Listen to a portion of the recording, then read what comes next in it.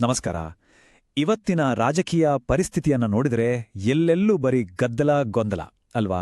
ಇಂಥ ಒಂದು ಜಗತ್ತಿನಲ್ಲಿ ಜನರ ನಂಬಿಕೆಯನ್ನ ಮತ್ತೆ ಗಳಿಸೋದು, ಅದನ್ನ ಕಟ್ಟೋದು ಹೇಗೆ? ಬನ್ನಿ, ಇವತ್ತಿನ ಒಂದು ಬಹಳ ವಿಶಿಷ್ಟವಾದ ಕಾರ್ಯತಂತ್ರದ ಬಗ್ಗೆ ಮಾತಾಡೋಣ. ಇದು ಪ್ರಾಮಾಣಿಕತೆಯನ್ನ ವ್ಯವಸ್ಥಿತವಾಗಿ ರೂಪಿಸುವ, ಅಂದ್ರೆ ಇಂಜಿನಿಯರಿಂಗ್ ಮಾಡುವ ಒಂದು ಪ್ರೋಟೋಕಾಲ್.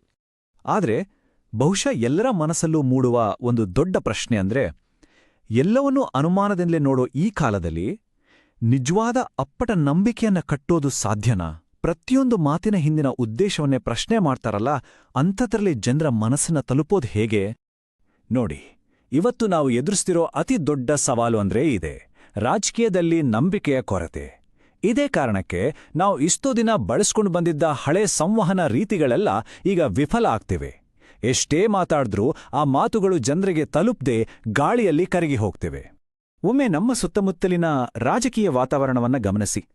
ಎಲ್ಲ ಕಡೆನೂ ಅದೇ ಸಿದ್ಧಪಡಿಸಿದ, ಯಾವುದೇ ವೈಯಕ್ತಿಕ ಸ್ಪರ್ಶವಿಲ್ಲದ ಸಂದೇಶಗಳು. ಹಲವು ಬಾರಿ ಇವುಗಳನ್ನ ನಂಬೋಕೂ ಆಗಲ್ಲ. ಈ ಸಂದೇಶಗಳ ನಿರಂತರ ಸುರಿಮಳೆಯಿಂದ ಜನರಿಗೆ ಸುಸ್ತಾಗಿದೆ, ರಾಜಕೀಯದ ಬಗ್ಗೆ ನಿರಾಸಕ್ತಿ ಬಂದಿದೆ, ಮತ್ತೆ ಎಲ್ಲದರ ಬಗ್ಗೆ ಒಂದು ಆಳವಾದ ಅನುಮಾನ ಬೇರೂರು ಬಿಟ್ಟಿದೆ. ಸರಿ, ಹಾಗಾದ್ರೆ ಈ ಸವಾಲನ್ನ ಮೆಟ್ಟಿ ನಿಲ್ಲೋದು ಹೇಗೆ? ಇದಕ್ಕೆ ಒಂದು ಹೊಸ ದಾರಿ ಖಂಡಿತ ಬೇಕು. ಅದಕ್ಕಾಗಿಯೇ ನಾವು ಇವತ್ತು ಮಾತಾಡ್ತಿರೋದು ಒಂದು ಹೊಸ ಸಂವಹನದ ನೀಲನಕ್ಷೆಯ ಬಗ್ಗೆ.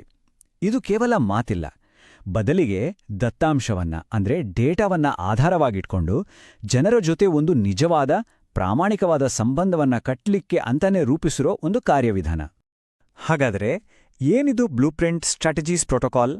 ಇದನ್ನ ಸರಳವಾಗಿ ಹೇಳೋದಾದ್ರೆ, ಇದು ಕೇವಲ ಆಡಳಿತ ಮತ್ತು ಜನರ ಹಿತಾಸಕ್ತಿಯನ್ನೇ ಗಮನದಲ್ಲಿಟ್ಕೊಂಡು ಒಂದು ಮಾನವೀಯ ಸಾಕ್ಷಿಚಿತ್ರದ ಹಾಗೆ ಕತೆ ಹೇಳುವ ಒಂದು ನಿರೂಪಣೆಯನ್ನು ರೂಪಿಸೋಕೆ ಮಾಡಿರೋ ಒಂದು ಬಹಳ ಕಟ್ಟುನಿಟ್ಟಿನ ಚೌಕಟ್ಟು. ಇಲ್ಲಿ ಕಟ್ಟುನಿಟ್ಟು ಅನ್ನೋ ಪದ ಯಾಕೆ ಬಳಸ್ತಿದ್ದೀನಿ ಅಂದ್ರೆ, ಇದರಲ್ಲಿಡೋ ಪ್ರತಿಯೊಂದು ಹೆಜ್ಜೆಗೂ, ಬಳಸೋ ಪ್ರತಿಯೊಂದು ಪದಕ್ಕೂ ಸ್ಪಷ್ಟವಾದ ನಿಯಮಗಳಿವೆ. ಈ ಇಡೀ ವ್ಯವಸ್ಥೆಯ ಹಿಂದಿರೋ ಮೂಲ ತತ್ವಾನೇ ಸೈಲೆಂಟ್ ಪ್ರೊಡಕ್ಷನ್ ಮೋಡ್. ಇದರರ್ಥ ಏನು? ತೆರೆಮರೆಯಲ್ಲಿ ಸಂಕೀರ್ಣವಾದ ಡೇಟಾ ವಿಶ್ಲೇಷಣೆ, ಕಾರ್ಯತಂತ್ರ ಇದೆಲ್ಲ ನಡೆಯುತ್ತೆ, ಆದರೆ ಹೊರಗಿನ ಜಗತ್ತಿಗೆ, ಜನರಿಗೆ ತಲುಪೋದು ಮಾತ್ರ ಒಂದು ಸ್ಪಷ್ಟವಾದ, ಸರಳವಾದ ಮಾನವೀಯ ಕಥೆ. ಇಡೀ ತಂಡದ ಶ್ರಮ ಆ ಅಂತಿಮ ನಿರೂಪಣೆಯನ್ನ ರೂಪಿಸೋದ್ರಲ್ಲೇ ಇರುತ್ತೆ.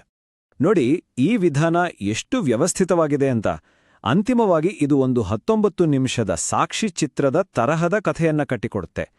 ಅದರ ರಚನೆಯ ಹಂತಗಳು ಹೀಗಿವೆ: ಮೊದಲಿಗೆ ಗುರುತು ಮತ್ತು ಉದ್ದೇಶ, ಆಮೇಲೆ ನೆಲದ ನಾಡಿಮುಡಿತ, ಅಂದ್ರೆ ಜನರ ನಿಜವಾದ ಸಮಸ್ಯೆಗಳೇನು ಅಂತ ಅರ್ಥ ಮಾಡ್ಕೊಳ್ಳೋದು, ಅದರಿಂದ ಸಿಕ್ಕ 3 ಮುಖ್ಯ ಸಂಕೇತಗಳನ್ನ ಗುರುತಿಸೋದು, ನಂತರ ಫಲಿತಾಂಶದ ಒಳರಚನೆಯನ್ನ ವಿಶ್ಲೇಷಣೆ ಮಾಡೋದು, ಅದಾದ್ಮೇಲೆ ಒಂದು ಸ್ಪಷ್ಟವಾದ ಪರಿಹಾರದ ನೀಲನಕ್ಷೆಯನ್ನ ಕೊಡೋದು, ಕೊನೆಯದಾಗಿ ಭವಿಷ್ಯದ ಒಂದು ದೃಷ್ಟಿಕೋನ ಮತ್ತು ಒಂದು ಎಚ್ಚರಿಕೆಯೊಂದಿಗೆ ಇದನ್ನ ಮುಗಿಸಲಾಗುತ್ತೆ. ಈ ಇಡೀ ವ್ಯವಸ್ಥೆ ನಿಂತಿರೋದು 3 ಬಹಳ ಗಟ್ಟಿಯಾದ ಆಧಾರ ಸ್ತಂಭಗಳ ಮೇಲೆ. ಇವು ಗುಣಮಟ್ಟ ಮತ್ತೆ ಸಮಗ್ರತೆಯನ್ನ ಖಚಿತಪಡಿಸುವಂಥ ನಿಯಮಗಳು. ಇದರಲ್ಲಿ ಯಾವುದೇ ರಾಜಿ ಇಲ್ಲ. ಆ 3 ಸ್ತಂಭಗಳು ಯಾವುವು ಅಂದ್ರೆ, ಮೊದಲನೆಯದು ಮೂಲಕ್ಕೆ ಸಂಪೂರ್ಣ ನಿಷ್ಠೆ, ಎರಡನೆಯದು ವ್ಯಕ್ತಿತ್ವದ ಎಂಜಿನ್, ಮತ್ತು ಮೂರನೆಯದು ವಿಷಯ ನಿಯಂತ್ರಣ ವ್ಯವಸ್ಥೆ. ಬನ್ನಿ, ಇವು ಒಂದೊಂದನ್ನು ಸ್ವಲ್ಪ ವಿವರವಾಗಿ ನೋಡೋಣ. ಮೊದಲನೇ ಸ್ತಂಭ ಮತ್ತು ಬಹುಶಃ ಅತ್ಯಂತ ಮುಖ್ಯವಾದದ್ದು ಮೂಲಕ್ಕೆ ಸಂಪೂರ್ಣ ನಿಷ್ಠೆ. ಇದರ ಅರ್ಥ ತುಂಬಾನೇ ಸರಳ.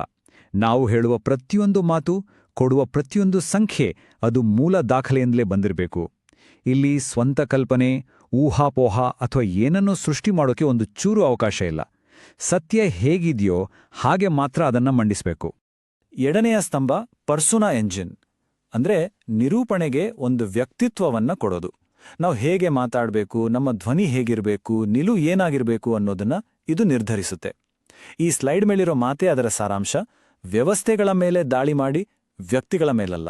ಶಾಂತವಾದ ಅಧಿಕಾರ, ಪ್ರಬುದ್ಧರಿಂದ ಪ್ರಬುದ್ಧರಿಗೆ ಸಂವಾದ. ಇದು ಕೇವಲ ಒಂದು ತಂತ್ರ ಅಲ್ಲ, ಇದೊಂದು ಮೌಲ್ಯ.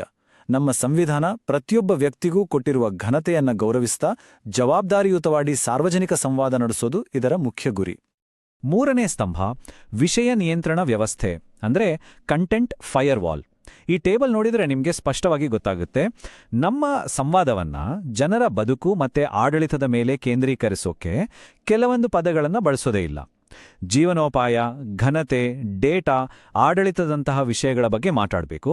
ಆದರೆ ಜನರನ್ನ ಗೊಂದಲಕ್ಕೀಡು ಮಾಡುವ ಅಥವಾ ವಿಷಯದಿಂದ ದೂರ ತಳ್ಳುವ ತಾಂತ್ರಿಕ ಶಬ್ದಗಳಿಗೆ ಇಲ್ಲಿ ಜಾಗವಿಲ್ಲ. ಸರಿ, ಇಷ್ಟೆಲ್ಲ ಕಟ್ಟುನಿಟ್ಟಾದ ನಿಯಮಗಳಿದ್ರೆ ಇದರಿಂದ ಜನರ ಜೊತೆ ಅನುಭೂತಿ, ಒಂದು ಸಂಪರ್ಕವನ್ನ ಕಟ್ಟೋಕೆ ಸಾಧ್ಯನಾ ಅಂತ ನಿಮ್ಗೆ ಅನ್ಸ್ಬೋದು. ಹೌದು, ಸಾಧ್ಯ. ಯಾಕಂದ್ರೆ ಇದು ಬರೀ ಡೇಟಾದ ಆಟ ಅಲ್ಲ, ಇದು ಡೇಟಾಗೆ ಮಾನವೀಯ ಸ್ಪರ್ಶವನ್ನ ಕೊಡೋ ಒಂದು ಕಲೆ. ಈ ಹೋಲಿಕೆಯನ್ನ ಒಮ್ಮೆ ನೋಡಿ.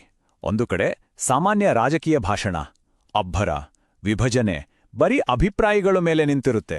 ಇನ್ನೊಂದು ಕಡೆ ಈ ಬ್ಲೂ ಪ್ರಿಂಟ್ನ ವ್ಯಕ್ತಿತ್ವ, ಶಾಂತ, ಅಧಿಕಾರಯುತ, ದತ್ತಾಂಶಾಧಾರಿತ, ಎಲ್ಲಕ್ಕಿಂತ ಮುಖ್ಯವಾಗಿ ಜನರ ಬಗ್ಗೆ ಅನುಭೂತಿ ಮತ್ತೆ ಗೌರವದಿಂದ ಕೂಡಿರುತ್ತೆ. ವ್ಯತ್ಯಾಸ ಕಣ್ಣಿಗೆ ರಾಚುವಂತ ಇದೆ ಅಲ್ವಾ? ಆ ಮಾನವೀಯ ಧ್ವನಿಯನ್ನ ಸೃಷ್ಟಿ ಮಾಡೋಕ್ಕೆ ಕೆಲವೊಂದು ನಿರ್ದಿಷ್ಟ ತಂತ್ರಗಳನ್ನೇ ಬಳಸಲಾಗುತ್ತೆ. ನಮ್ಮ ನೆಲದ, ನಮ್ಮ ಋತುಗಳ ಕತೆ ಹೇಳೋದು, ವಾಕ್ಯಗಳನ್ನ ಚಿಕ್ಕದಾಗಿ ಚುರುಕಾಗಿಡೋದು, ಮಾತಿಗೆ ತೂಕ ಬರಲಿ ಅಂತ ಸರಿಯಾದ ಕಡೆ ನಿಲ್ಲಿಸಿ ಮಾತಾಡೋದು. ಅತಿಯಾದ ಭಾವೋದ್ರೇಕಕ್ಕಾಗ್ಲಿ, ಜನರನ್ನ ಕೆರಳಿಸೋ ಮಾತುಗಳಿಗಾಗ್ಲಿ ಇಲ್ಲಿ ಜಾಗವೇ ಇಲ್ಲ. ನಾನು ಮೊದಲೇ ಹೇಳಿದ ಹಾಗೆ ಈ ಇಡೀ ವ್ಯವಸ್ಥೆಯ ಅಡಿಪಾಯವೇ ಮೌಲ್ಯಗಳು, ಅಂದ್ರೆ ಘನತೆ, ಜವಾಬ್ದಾರಿ ಮತ್ತು ಗೌಪ್ಯತೆಗೆ ಬದ್ಧವಾಗಿರೋದು. ಇದು ಬರೀ ಬಾಯಿ ಮಾತಲ್ಲ.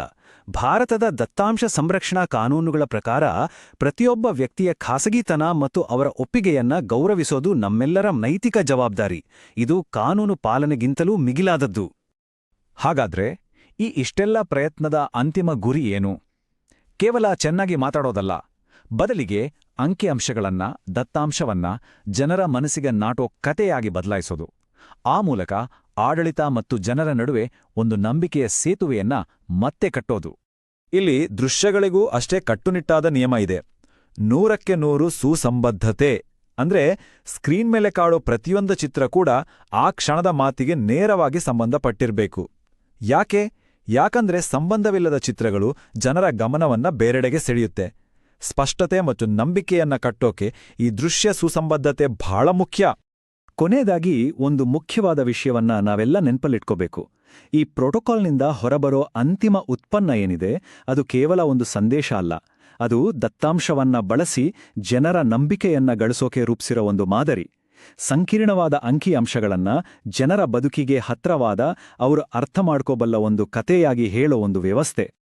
ಹಾಗಾದ್ರೆ ನಮ್ಮ ಮುಂದೆ ಉಳಿಯೋ ಪ್ರಶ್ನೆ ಇದು: ಇಷ್ಟೊಂದು ಕಟ್ಟುನಿಟ್ಟುನಾದ ವ್ಯವಸ್ಥಿತವಾದ ಒಂದು ವಿಧಾನದಿಂದ ನಿಜವಾದ, ಸಹಜವಾದ ಪ್ರಾಮಾಣಿಕತೆಯನ್ನ ರೂಪಿಸೋಕೆ ಸಾಧ್ಯ ಇದೆಯಾ? ಒಂದು ರಚನೆಗೂ ನೈಜತೆಗೂ ಇರೋ ಈ ಸಂಬಂಧದ ಬಗ್ಗೆ ನಾವೆಲ್ಲರೂ ಯೋಚಿಸಬೇಕಿದೆ.